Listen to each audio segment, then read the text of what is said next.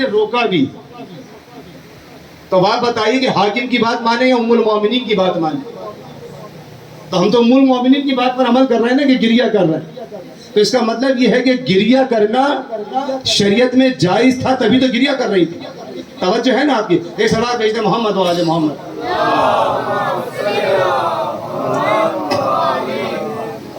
تو جیسے ہی محرم کے دن قریب آتے ہیں، چاند رات آتی ہے، ویسے ہی لوگوں کے دل و زبان پر یہ اعتراضات شروع ہو جاتے ہیں. یہ عجیب شیعہ ہیں، دقیانوسی قسم کے، پرانے زمانے کے. زمانہ کہاں سے کہاں پہنچ گیا. یہ ابھی تک اپنا سال جو ہے وہ رونے سے شروع کرتے ہیں. تو جو اپنے سال کو نحوست سے شروع کریں، ان کی زندگیاں کیسی ہوں گی. انہیں پتہ ہی نہیں ہے کہ رونا نحوست ہے یہ رونا زندگی ہے. مثال سنیں. آپ یہ بتائیے، دیکھیں یہ جو اس قسم کے اعتراضات اٹھائے جاتے ہیں، یہ کیوں اٹھائے جاتے ہیں؟ اور محرم سے پہلے کیوں اٹھائے جاتے ہیں؟ رمضان میں کیوں نہیں کیے جاتے؟ عید پہ کیوں نہیں کیے جاتے؟ رجب میں کیوں نہیں کیے جاتے؟ شعبان میں کیوں نہیں کیے جاتے؟ محرم میں کرتے ہیں. کیوں؟ آپ یہ دیکھیں کہ جس طرح سے مجمع اس وقت یہاں بیٹھا ہوا سن رہا ہے، نہ رجب میں ملے گا، نہ شعبان میں ملے گا، نہ رمضان میں ملے گا. ایسا ہی ہے نا. یعنی ہر آدمی اپنے سارے کاموں کو چھوڑ کر، رات کے 12 بج رہے ہیں، لیکن یہ سارے حسین کے پرستار، حسین کے چاہنے والے، حسین کے محبت گزار، نبی کریم سے سچی محبت کرنے والے. یعنی آپ یہ دیکھیں. اور بڑی پیاری ایک بزرگ نے بات کہی، جب ان سے کسی نے پوچھا کہ آپ شیعہ ہیں یا سنی، کہنے لگے بیٹا جب سے میں نے کربلا کو سنا ہے تو پتہ چل گیا کہ کربلا کے بعد شیعہ سنی مسئلہ ختم ہو گیا، یزیدی اور حسینی رہ گئے ہیں، میں حسینی ہوں. اب جنگ جو ہے کبھی بھی شیعہ سنی کے درمیان نہیں ہو سکتی، یہ بات یاد رکھو. جتنے افراد بھی اگر شیعہ سنی کے خلاف کوئی سازش کرتے ہیں تو یاد رکھو اب دنیا کے اندر، اسلام کے اندر دو ہی طبقے ہیں، یا حسینی ہے یا یزیدی ہے. جو نبی سے محبت کرے گا وہ حسینی ہوگا، اور جس نے حسین کا رستہ چھوڑ دیا وہ یزیدی ہو جائے گا. پھر جہاں یزید جائے ہمیں کوئی پرواہ نہیں ہے. یہ راستہ انتخاب کرنا ہر ایک کے اپنے اختیار کی بات ہے. تو آپ یہ دیکھیں کہ سارے اعتراضات محرم سے پہلے کیے جاتے ہیں. کیوں؟ تاکہ مجمع جمع نہ ہونے پائے، اور لوگوں کے اندر، خاص طور پہ جوانوں کے اندر، یہ جوابی گرمی پیدا ہو، اور ممبر سے جو اہم باتیں اور مسائل اور گفتگو اور قرآن کی تفسیر، معرفت اہل بیت، سیرت اہل بیت، سیرت پیغمبر کو پہنچایا جانا ہے، وہ نہ پہنچایا جا سکے. توجہ ہے نا. یہ اعتراضات کیوں کیے جاتے ہیں عزاداری کے اوپر؟ اس لیے تاکہ نوجوانوں کو، جناب یہ پرانی عزاداری، اچھا پچھلے سال بھی یہی اعتراض تھا، اس سے پچھلے سال بھی یہی اعتراض تھا، 10 سال پہلے بھی یہ اعتراض تھا، 20 سال پہلے بھی یہ اعتراض تھا، 100 سال پہلے بھی یہ اعتراض تھا. آپ مغلوں کے زمانے میں جا کے دیکھیں جب بھی یہی اعتراض تھا. تو اس کا مطلب یہ ہے کہ یہ اعتراضات ہر سال ہوتے ہیں، اور وہی اعتراض ہوتا ہے، کوئی نیا اعتراض. آپ تصور ہی نہیں کر سکتے کوئی اعتراض عزاداری کے اوپر کوئی نیا اعتراض ہو. لے پہلے اعتراض کا جواب یہی بتا دیتا ہوں میں آپ کو کہ رونا، میں یہ کہتا ہوں کہ اگر رونا بدعت ہے اور نحوست کا سبب ہے تو سب سے پہلے یہ بتائیے کہ جو اعتراض کرنے والا ہے وہ خود جب دنیا میں آیا تھا تو روتا ہوا آیا تھا یا ہنستا ہوا آیا تھا؟ توجہ ہے نا کہ جب دنیا میں آیا ہے تو اگر رونے، آپ دنیا میں آئے ہیں تو روتے ہوئے آئے ہیں، تو بتائیے اب آپ کی زندگی منحوس ہو گئی یا نہیں؟ تو جب پہلے دن زندگی کے آپ کی زندگی رونے سے منحوس نہ ہوئی تو حسین پر گریہ کرنے سے ہماری زندگیاں منحوس کیسے ہو جائیں گی؟ اور یاد رکھو کہ اگر رونا حق بجانب ہو تو رحمت پروردگار کا سبب ہوتا ہے، جس کا سبب قرآن کریم نے خود دیا ہے کہ جب حضرت یونس علیہ السلام کی قوم پر عذاب آ رہا تھا تو پوری قوم گریہ کرنے لگی. گریہ کیا، گڑ گڑا کے پروردگار کی بارگاہ میں گریہ کیا. پروردگار عالم نے ان کے گریہ کے صدقے میں عذاب کو پلٹا دیا. اس کا مطلب یہ ہے کہ اگر گریہ حق بجانب ہو تو نحوستوں کو اور عذاب کو ٹال دیتا ہے، لاتا نہیں ہے. ایک صلوات بھیجتے محمد و آل محمد.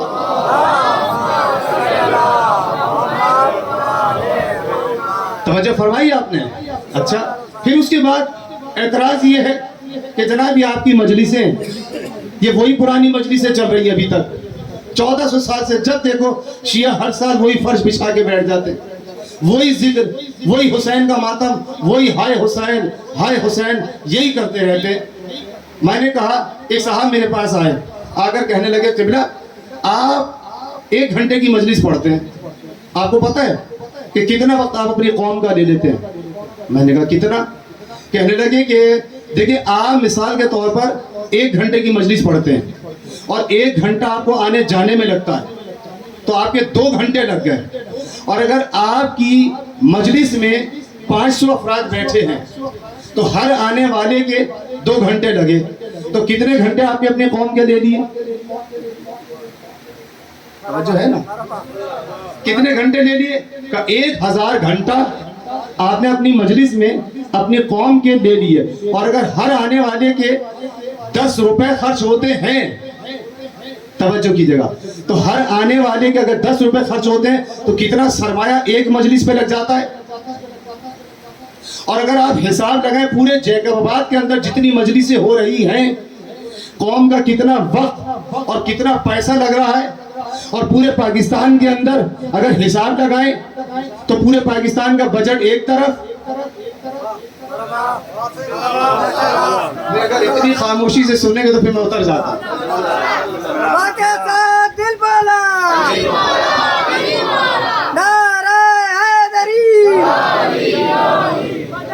توجہ فرمائی آپ نے کہ اگر آپ پورے پاکستان کا حساب لگائیں, اچھا پورے ہندوستان اور پاکستان کو بھی ملا لیں تو کتنی مجلسیں ہیں, کتنے عزادار ہیں, کتنا وقت خرچ ہو رہا ہے, کتنا سرمایہ خرچ ہو رہا ہے. ایران کو بھی ملا لیں کتنا سرمایہ لگ رہا ہے, عراق کو بھی ملا لیں, اور دنیا بھر میں جتنی پوری دنیا کو ملائیں, جہاں جہاں عزاداری ہو رہی ہے کم از کم دنیا بھر میں 1 ارب سے زیادہ عزادار, شیعہ, سنی, ہندو, مسیحی, جتنے یہودی, ساری دنیا کے لوگ ملا کر سے شیعہ تو عزاداری نہیں کرتے نا. اس فرش پہ بتاؤ سارے شیعہ بیٹھے ہیں, سنی بھی ہیں ہے نا, اہل حدیث بھی ہیں, دیوبند بھی ہیں, شیعہ بھی ہیں, یعنی جس کے دل میں بھی محبت اہل بیت ہے وہ عزادار حسین ہے. میں جملہ بدل کے کہہ دوں, جس کے خون میں, جس کی رگوں میں حلال خون ہے وہ عزادار ہوگا.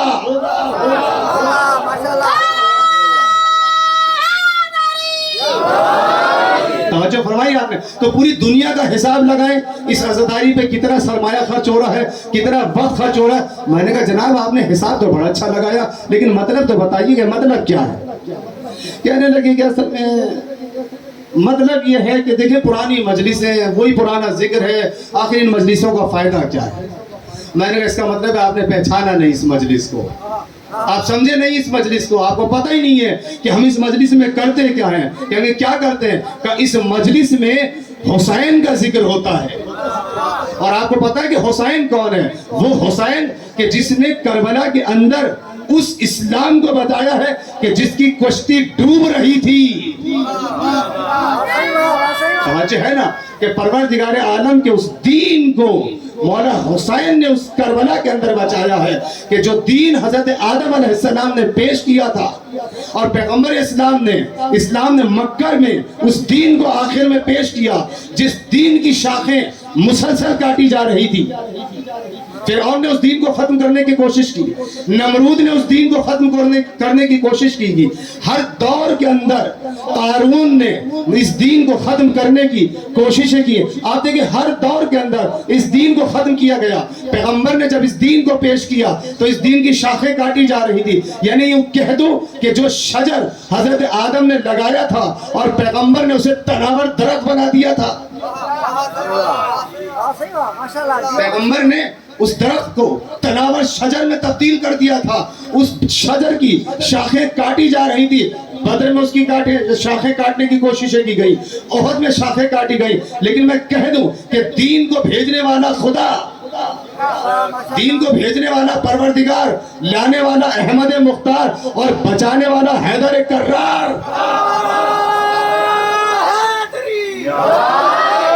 مسلسل دین کو بچا رہے تھے اور آخر میں حسین نے دین کو بچایا۔ آپ یہ کہتے ہیں کہ بتاؤ دین کربلا کے اندر فائدے میں رہا یا نقصان میں رہا؟ میں نے کہا کہ آگے دیکھو کہ کربلا کے اندر حسین نے کھویا کیا ہے، دیا کیا ہے اور بچایا کیا ہے۔ حسین نے کربلا کے اندر علی اکبر کو دیا، آدم کو بچا لیا، عباس کو دیا، نوح کو بچا لیا، اور محمد جیسے بیٹے دے دیے تو ابراہیم کو بچا لیا۔ اب بتاؤ کہ دیے 72، بچائے 1,24,000۔ ماشاءاللہ جو ہے نا، تو بتاؤ کہ دین کربلا کے اندر فائدے میں رہا یا نقصان میں رہا؟ اور تم یہ کہتے ہو کہ ان مجلسوں کا فائدہ کیا ہے؟ پہلے یہ بتاؤ کہ دیکھو دین پروردگار کی نگاہ میں کتنا قیمتی ہے۔ ہماری زندگیوں کو تم نے گنا، توجہ ہے نا، ہماری زندگیوں کو گنا، ہماری بریانی کو دیکھ لیا، ہمارے تبرکات کو دیکھ لیا، ہمارے حلیم کو دیکھ لیا، ہمارے تبرکات کو دیکھا، ہماری نظر نیاز کو دیکھا اور کہا اتنا بڑا بجٹ، اتنا سرمایہ خرچ کر دیا، اتنی جانیں قربان ہو گئی اور تب جا کے عزاداری کو بچایا۔ میں نے کہا پہلے دیکھو اللہ نے دین پہ کتنا خرچ کیا، اللہ نے کتنی دین پر جانیں قربان کی۔ آپ یہ دیکھیں، ایک موسیٰ کو بچانا تھا تو 70,000 بچے پہلے فرعون کے ہاتھوں قتل ہو گئے۔ پروردگار عالم نے کہا ناپ اور تول کر دیکھ لو کہ ایک موسیٰ کے بچنے کی زندگی کی قیمت 70,000 بچے ہیں، تو جس کے بچنے کی قیمت اتنی ہے اس کی پوری زندگی کی قیمت کتنی ہوگی؟ ماشاءاللہ ماشاءاللہ، توجہ کیا آپ نے؟ اچھا، اور اس کے بعد آپ دیکھیں کہ حضرت موسیٰ علیہ السلام کی زندگی پروردگار عالم نے قیمتی زندگی اس دین کو بچانے پہ لگائی، اور اس کے بعد دیکھیں کہ پروردگار کی نگاہ میں یہ دین کتنا قیمتی تھا کہ حضرت نوح علیہ السلام نے کتنے سال تبلیغ کی ہے؟ 950 سال، ایسا ہی ہے نا، 950 سال تبلیغ کرتے رہے اور کتنے لوگ دین پر آئے؟ 80 افراد کشتی میں سوار ہوئے۔ آپ یہ دیکھیں کہ 950 سال کی محنتوں کا ثمر کیا تھا؟ 80 افراد، اور پروردگار عالم نے کشتی میں 80 افراد کو سوار کر دیا اور انہیں بچا لیا اور پوری دنیا کو ڈبو دیا۔ یعنی پروردگار بتانا یہ چاہتا ہے کہ دیکھو دین کتنا قیمتی ہے کہ اگر دین مختصر سی کشتی 80 افراد پر مشتمل ہو تو بچا لینے کے قابل ہے، اور بے دینی ساری دنیا ہو تو ڈبو دینے کے قابل ہے۔ یاد رکھو حسین اسی کشتی نجات کا نام ہے کہ اگر مختصر کشتی ہوگی، حسینیوں کی کشتی ہوگی تو بچا لینے کے قابل ہے، اور ساری دنیا بے دین ہو جائے گی، حسین سے الگ ہو جائے گی تو ڈبو دینے کے قابل ہے، بچا لینے کے قابل نہیں ہے۔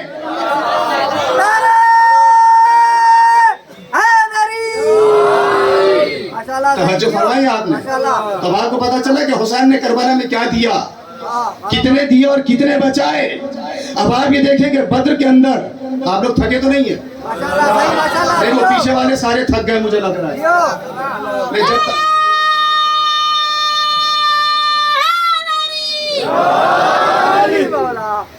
جب تک آواز پیچھے سے نہیں آئے گی میں شروع نہیں کروں گا۔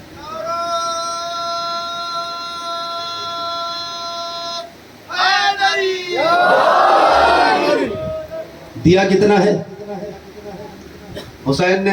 72۔ بچائے کتنے ہیں؟ اور سب سے بڑھ کر حسین نے قرآن بچایا، ایسا ہی ہے نا؟ سب سے بڑھ کر پیغمبر اسلام کی زندگی کو بچا لیا، نام رسول کو بچا لیا، جس کے لیے یزید یہ کہہ رہا تھا کہ یہ نام مٹا کے رہوں گا، نہ کوئی وحی آئی ہے نہ کوئی فرشتہ آیا ہے، یہی تو کہہ رہا تھا۔ تو اب آپ یہ دیکھیں کہ اگر جملہ سنیے گا، آخری مجمع کے فرد تک سے یہ بات کہہ رہا ہوں مخاطب ہو کر کہ جملہ توجہ سے سنیے گا کہ یزید نے کیا نعرہ لگایا؟ کہ نہ کوئی وحی آئی ہے نہ کوئی فرشتہ آیا ہے. اگر آج یزید کا یہ اعلان کامیاب ہو جاتا ہے تو اس کا مطلب یہ ہے کہ اگر کوئی وحی نہیں آئی اور حسین نے یا دین کو نہیں بچایا, توجہ رکھیے گا کہ اگر کوئی وحی نہیں آئی, کوئی فرشتہ نہیں آیا, اگر یزید کا یہ نعرہ کامیاب ہو جاتا ہے تو اس کا مطلب یہ ہے کہ نبی نے جو کچھ کہا وہ جھوٹ کہا. توجہ ہے نا, نبی نے جو کچھ کہا وہ جھوٹ کہا, آدم نے جو کچھ کہا وہ جھوٹ کہا, ابراہیم نے جو کچھ کہا وہ جھوٹ کہا, نوح نے جو کچھ کہا وہ جھوٹ کہا, موسیٰ جو کچھ بتاتے رہے وہ جھوٹ بتاتے رہے, عیسیٰ جس کے خاطر آسمان پہ چلے گئے وہ جھوٹ تھا. اس کا مطلب یہ ہے کہ اگر یزید کا نعرہ کامیاب ہو جائے تو 1,24,000 نبیوں کا کہا جھوٹ ہو جائے گا, اور اگر یزید کے مقابلے پر کھڑے ہو کر کوئی اس کی آواز کو دبا دے تو اس کا مطلب یہ ہے کہ اگر حسین کھڑے ہو کر یزید کو یہ کہہ دیں, اے یزید تو بھی جھوٹا, تیرا باپ بھی جھوٹا تھا, تو اس کا مطلب یہ ہے کہ حسین نے آدم کو بھی بچایا ہے, ابراہیم کو بھی بچایا, نوح کو بھی بچایا, مصطفیٰ کو بھی بچایا. اسی لیے ہم زیارت وارثہ کے اندر, زیارت عاشورہ کے اندر حسین کو خراج تحسین پیش کرتے ہوئے کہتے ہیں السلام علیکہ یا فاتح, السلام علیکہ یبن رسول اللہ, السلام علیکہ یبن, السلام علیکہ یا صفت المصطفیٰ, السلام علیکہ یا نوح النبی اللہ, اے وارث آدم, السلام علیکہ یا وارث آدم صفت اللہ, السلام علیکہ یا وارث نوح النبی اللہ, السلام علیکہ یا وارث ابراہیم خلیل اللہ. اس کا مطلب یہ ہے کہ حسین بتا یہ رہے ہیں کہ دیکھو میں نے آدم کو بچایا تو آدم صفت اللہ کا وارث میں ہی ہوں. اسی لیے تو زیارت میں تحسین پیش کرتے ہیں, خراج تحسین پیش کرتے ہیں. بے شک اے حسین آپ وارث آدم بھی ہیں, آپ وارث نوح بھی ہیں, آپ وارث ابراہیم بھی ہیں, آپ ہی وارث مصطفیٰ ہیں. ایک سلوات بھیج دیں محمد و آل محمد.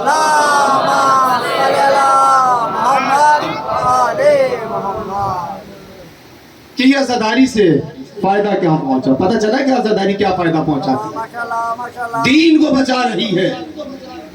اور حسین نے کام کیا کیا ہے کہ 1,24,000 نبیوں کی آواز فضا میں گونجتی رہ جاتی, اور کسی آج آپ کے کانوں کے اندر جو آدم کا نام ہے, جو آپ کے دل کی دھڑکنوں میں ابراہیم کی آواز کا نام گونج رہا ہے, اگر آپ کے دلوں کے اندر آج موسیٰ زندہ ہیں, ابراہیم زندہ ہیں, نوح زندہ ہیں, انبیاء زندہ ہیں, اور سب سے بڑھ کر مصطفیٰ زندہ ہے, تو یہ سب صدقہ ہے حسین کی قربانیوں کا.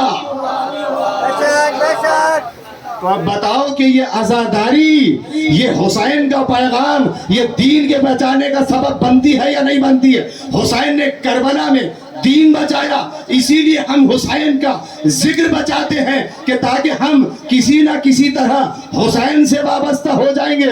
حسین یہ بتائیں گے تم مجھ تک آ جاؤ, میں تمہیں خدا تک لے جاؤں گا.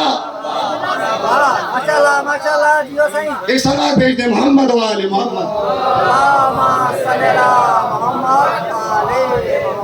یہ ہے وہ فلسفہ عزاداری کہ ہم عزاداری کیوں کرتے ہیں, تاکہ دنیا کو پتا چلے کہ حق کیا ہے اور باطل کیا ہے. اور پھر جملہ مثال دے دوں کہ دیکھیں کہنے والے نے کہا بھائی یہ جو اتنی پرانی مجلسیں ہیں, میں نے کہا تو پھر پرانی ہے تو کیا مطلب, کہا اب یہ پرانی مجلسوں کا کیا فائدہ. میں نے کہا اس کا مطلب یہ ہے کہ جو چیز پرانی ہو جائے اسے ہٹا دینا چاہیے. تو میں نے کہا کل ایسا کرنا کہ جب سورج نکلے, اس لیے کہ عزاداری تو 1400 سال سے منا رہے ہیں, یہ سورج تو لاکھوں کروڑوں سال سے ہے اور روز نکلتا ہے. پہلے کوشش کرو کہ کل سورج کو نہ نکلنے دینا. کہیں گے یہ کیسے ہو سکتا ہے, سورج تو روشنی دیتا ہے. میں نے کہا اس کا مطلب یہ ہے کہ جو روشنی دے وہ پرانا بھی ہو جائے تو ہمارے لیے فائدہ مند ہے. یاد رکھو جیسے سورج جسموں کو روشنی دے کے زندگی دیتا ہے, حسین کی عزاداری ویسے ہی روحوں کو زندگی دیتی ہے, روشنی دیتی ہے, اور ہماری زندگی کا سبب بنتی ہے. تم مارتے جاتے ہو, ہم بڑھتے چلے جاتے ہیں. حسین زندہ باد. لبیک یا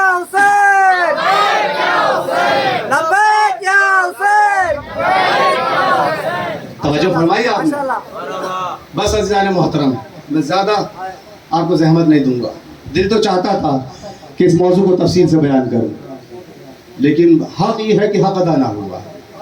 लेकिन आपके बेदार समातों ने बहुत अच्छा सबूत दिया कि हम आज़ादारी के फ़लसफ़े को हमें ऐसे ही मकामात पर बयान करने की ज़रूरत है। एक जुमला बस फजीलत का अगर आप इजाज़त दें। बिस्मिल्लाह बिस्मिल्लाह माशाल्लाह। पैगम्बर अकरम, क्योंकि मुझे एकदम जब मेरी मजमे पे नज़र पड़ रही है ना मुसलसल, तो मुझे एक मजमा याद आता है। तवज्जो है ना, यहाँ मजमे में बहुत सारे लोग बैठे हैं, वहाँ मजमे में 5 अफराद थे। अरे वाह, अब नहीं पढ़ूंगा मैं आगे। सही माशाल्लाह। कितने अफराद थे? हाँ, यूं कह लूं कि इधर 5 थे और कुछ उधर बहुत दूर से देख रहे थे, है ना। पहुंच गया आपके जहन? कहाँ थे जहाँ 5 एक जगह बैठे हुए थे और कुछ पहाड़ के ऊपर से देख रहे थे। और देख के बाद क्या कहा था उन्होंने कि हम ऐसे चेहरे देख रहे हैं कि खुदा की कसम ये पहाड़ अपनी जगह नहीं छोड़ते, लेकिन अगर ये कह देंगे तो पहाड़ अपनी जगह छोड़ देगा। माशाल्लाह माशाल्लाह। तवज्जो है ना, ये तो आपने तारीख में सुना जुमला। अच्छा, अब मैं आयत का हवाला दे के कहूँगा, ये आगे क्यों बैठे थे? ये 5 हज़रात आगे क्यों बैठे? आयत में ये है कुरान करीम में कि मसीही जो थे वो नबी से हुज्जत के बाद भी मुसलसल बहस पर उतरे हुए थे। दलील क्या थी कि हजरत ईसा अल्लाह के बेटे हैं, यही दलील थी उनकी। और दलील क्या थी? भाई अल्लाह के बेटे हैं, क्यों? अल्लाह के बेटे इस वजह से हैं कि उनका कोई बाप नहीं है। तवज्जो है ना, अल्लाह के बेटे इस वजह से हैं कि उनका कोई बाप नहीं है, वो बेबाप के पैदा हुए मौजज़े से। तो कुरान ने कहा कि अगर ईसा के बाप नहीं है और वो बेबाप के पैदा हुए हैं, अल्लाह के मौजज़े से पैदा हुए हैं, तो वो अल्लाह के बेटे कह रहे हो तुम उन्हें, तो आदम के तो ना बाप है ना माँ है। तवज्जो है ना, तो उन्हें भी मान लो, बल्कि इनसे पहले तो उन्हें मानना चाहिए। लेकिन उसके बावजूद आप देखिए कितनी वाज़ेह दलील दी है कुरान ने कि अगर भाई तुम्हारी दलील ये है कि जो बेबाप के पैदा हो जाए वो अल्लाह का बेटा होता है, तो जो बेबाप के भी पैदा हो, बे माँ के भी पैदा हो, माशाल्लाह, उसे तो मानो ना। कहा नहीं, उन्हें मानने के लिए तैयार नहीं है। तो परवरदिगार आलम ने कहा, ऐ मेरे हबीब देखो, हम तुमने दलील दे दी, तुमने दलील दे दी, ये नहीं माने और फिर भी बहस में उतरे हुए। तो अब ऐसा करो, इन्हें कहो कि हम भी अपने नफ्सों को लाते, माशाल्लाह, तुम भी अपने नफ्सों को लाओ, हम भी अपनी खवातीन को लाते, तुम भी अपनी खवातीन को लाओ, हम भी अपने बच्चों को लाते, तुम भी अपने बच्चों को लाओ। तफसील नहीं बयान करूँ, बस एक जुमला बयान करना चाहूंगा। तो आप ये देखिए कि बुलाया किस किस को है? मैं अपने मर्दों को लेकर आ रहा हूँ, तुम अपने मर्दों को ले आओ, और उसके बाद मैं अपनी खवातीन को लाऊंगा, तुम अपनी खवातीन को लाओ। ऐसा ही है, मैं अपने बच्चों को लाऊंगा, तुम अपने बच्चों को लेकर आओ। अच्छा, वहां से कौन कौन आया मुझे नहीं मालूम, लेकिन यहाँ सबको पता है, यहाँ आने वालों में सबको पता है। कहा था कि मैं अपने मर्दों को लाऊंगा, मर्दों में एक ही नबी को मर्द मिला।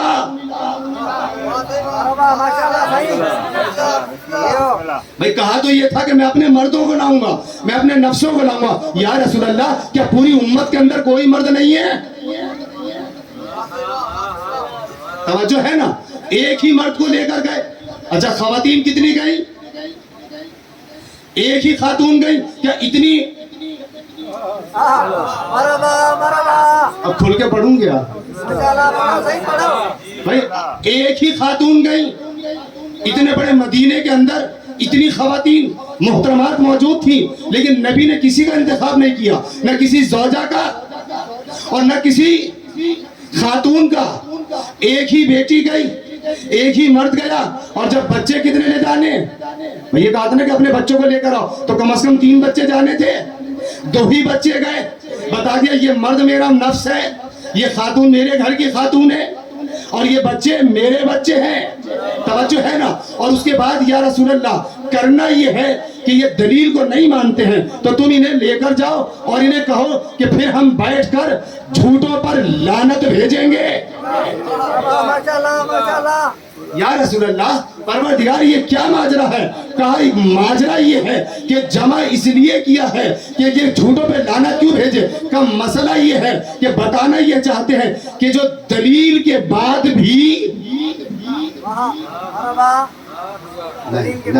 ابھی سمجھے نہیں ہے کہ جو دلیل آنے کے بعد بھی اگر بحث پہ اتر آئے تو یاد رکھو لعنت بھیج کے الگ ہو جاؤ، بحث کرنے کی ضرورت نہیں ہے۔ اور لعنت بھی بھیجنی ہے تو مجمع کو جمع کر کے کھلے میدان میں ہوگی، بند کمروں میں نہیں ہوگی۔ ایک صلوات بھیج دے محمد و آل